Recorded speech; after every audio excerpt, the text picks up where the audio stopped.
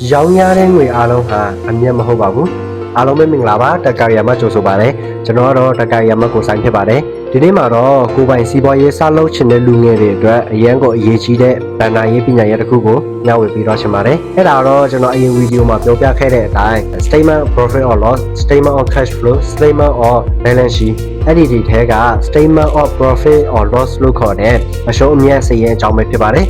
်အခုခေတ်မှာလူငယ်တော်တော်များများက Facebook ဒါမှမဟုတ် TikTok ကနေတစ်ဆင့်အင်ဂျီတွေ fashion ပစ္စည်းတွေရောင်းတဲ့ကိုယ်ပိုင်စီးပွားရေးလေးတွေစတင်လာကြပါတယ်။အယောင်းတွေတွက်ပြီးဝင်ငွေတွေနေ့တိုင်းဝင်နေတယ်။ဒါပေမဲ့လကုန်သွားတဲ့အခါလက်ထဲမှာပတ်စံတိတ်မကျန်တာမျိုးကြုံဘူးကြပါသလား။အဲ့ဒါဘာလို့လဲဆိုတော့ကိုယ်စီဝင်လာတဲ့ cash တိုင်းဟာ profit မဟုတ်လို့ပါပဲ။ကိုလုပ်ငန်းတကယ်မြက်လာရှုံးလားဆိုတာတေချာတိဖို့အတွက် statement of profit or loss စာရင်းကိုမဖြစ်မနေတွက်ချက်တတ်ဖို့လိုအပ်ပါတယ်။ဥပမာအနေနဲ့အင်ဂျီဆိုင်လေးတစ်ဆိုင်ရဲ့ဥပမာနဲ့အတူတူလေးလာကြည့်ရအောင်အရှုံးအမြတ်စာရင်းကိုတွက်တော့မယ်ဆိုရင်အဓိကအပိုင်း၅ပိုင်းလောက်ကိုတည်ထားဖို့အတွက်လိုအပ်ပါတယ်ပထမဆုံးက revenue ပါဒါကတော့ကိုယ့်ရဲ့အင်ဂျီတွေကိုဖောက်တဲ့ပစ္စည်းရောင်းလိုက်လို့ရလာတဲ့စုစုပေါင်းဝင်ငွေဖြစ်ပါတယ်နောက်တစ်ခုကကျတော့ cost of goods ဆိုတနည်းအားဖြင့်ကုန်ကျစရိတ်အရင်မှာဒါကအင်ဂျီတစ်ထည့်ရောင်းနိုင်ဖို့အတွက်တိုက်ရိုက်ကုန်ကျတဲ့အရင်တန်ဖိုးဖြစ်ပါတယ်ဥပမာဘန်ကောက်ဒါမှမဟုတ်တရုတ်ပြည်ကနေတော့မှတဲ့ကုန်ကျစရိတ်တေယူခလမ်းစိတ်တွေပါဝင်ပါတယ်နံပါတ်3ကကျတော့ gross profit ဒါကတော့အကျန်းဖြစ်အမြတ်လို့အလွယ်တကူမှတ်ယူလို့ရပါတယ်ကျွန်တော်တို့အပေါ်မှာရောင်းလို့ရတဲ့ငွေ revenue တွေကနေကျွန်တော်ဟိုခဏရေးလိုက်တဲ့အင်ဂျီအရင် cost of goods ဆိုကိုနှုတ်လိုက်ရင်ရလာတာက gross profit ပါဒါဟာအင်ဂျီတစ်ထည်ပေါ်မှာတင်ကျန်တဲ့အကျန်းအဖြစ်အမြတ်ပါတကယ်အမြတ်မဟုတ်သေးပါဘူးနောက်တစ်ခုက expense တနည်းအားဖြင့် operating expense လို့ခေါ်ပါတယ်သူကလုပ်ငန်းလည်ပတ်မှုကုန်ကျစရိတ်ပါ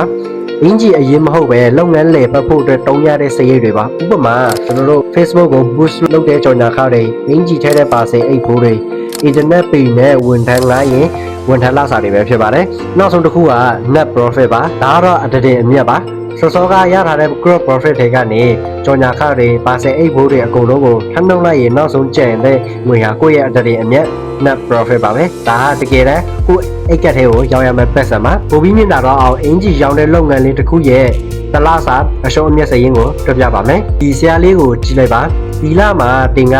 တစ်ထည်ကို1000ကျပ်နဲ့အင်ဂျီအထည်တရာရောင်းလိုက်တယ်ဆိုပါစို့စုစုပေါင်းငွေကျပ်တန်ဖိုး10တိန်ဖိုး revenue ပါဝင်ပါတယ်လက်ထဲကို10တိန်ရောက်လာလို့ငါတော့ချမ်းသာပြီဆိုပြီးတော့မတုံးလိုက်ပါနဲ့အောင်အဲ့ဒီအင်ဂျီတရာရဲ့အရင်တန်စာခစုစုပေါင်းက6တိန်ရှိတဲ့အတွက်တစ်အချမ်းပြင်းအမြတ်က4တိန်ပဲကျန်ပါတယ်အဲ့ဒီ4တိန်ထဲကကျွန်တော်တို့ Facebook မှာကြော်ညာခ9000ပါမယ်ပြီးရင်ပါဆယ်အိတ်ဖို့3000နဲ့ဖုန်းပေ2000စုစုပေါင်း3တိန်ကိုထပ်နှုတ်လိုက်တဲ့အခါမှာနောက်ဆုံးတော့တစ်အိတ်ကတ်တွေကအတတင်ကျန်တဲ့ငွေဟာ3စိန်ကျပ်တီးတီးဖြစ်ပါတယ်ဒါကတစ်လုပ်ငန်းရဲ့တကယ်အမြတ်အစစ်မှန်ဖြစ်ပါတယ်ကိုပိုင်စီးပွားရေးလုပ်တဲ့လူငယ်တွေဒီစရင်းကိုလဆင်လုပ်ဖို့အတွက်အရင်ရေးကြည့်ပါတယ်ဘာလို့လဲဆိုပထမဆုံးချက်ကဈေးနှုန်းမှန်ကန်စွာတတ်မှတ်နိုင်ဖို့ပါကိုယ့်ရဲ့ပါဆယ်အိတ်တွေပြီးရင်ကြော်ညာခတွေကဘယ်လောက်ကုန်လဲဆိုတာဒီမှာအင်ဂျီတစ်ထည်ကိုဈေးဘယ်လိုတင်ရောင်းရင်ကိုက်မလဲဆိုတာကိုမှန်မှန်ကန်ကန်ဆုံးဖြတ်ချက်ချနိုင်ပါပါဒုတိယအချက်ကကျတော့မလိုအပ်တဲ့အသုံးစရိတ်တွေကိုအများကြီးလျှော့နိုင်ပါတယ်တနည်းအားဖြင့် cost control လို့ခေါ်ပါတယ်ဥပမာပတ်ကြည့်လိုက်လို့ဒီလမှာ Facebook ကနေအင်ဂျီရောင်းရငွေထက်ကြော်ညာခ boost လုပ်ရတဲ့ငွေတွေကပိုများနေတယ်ဆိုရင်ဒီချက်ချင်းတတိထားမိပြီးကြော်ညာနီးပြူဟာကိုပြင်ဆင်ဖို့အတွက်လိုအပ်ပါပြီတတိယအချက်ကလုပ်ငန်းတိုးချက်ရဲ့ဆုံးဖြတ်နိုင်ခြင်းဖြစ်ပါတယ်။လတိုင်း net profit တွေတက်လာတယ်ဆိုရင်နောက်လတွေမှာ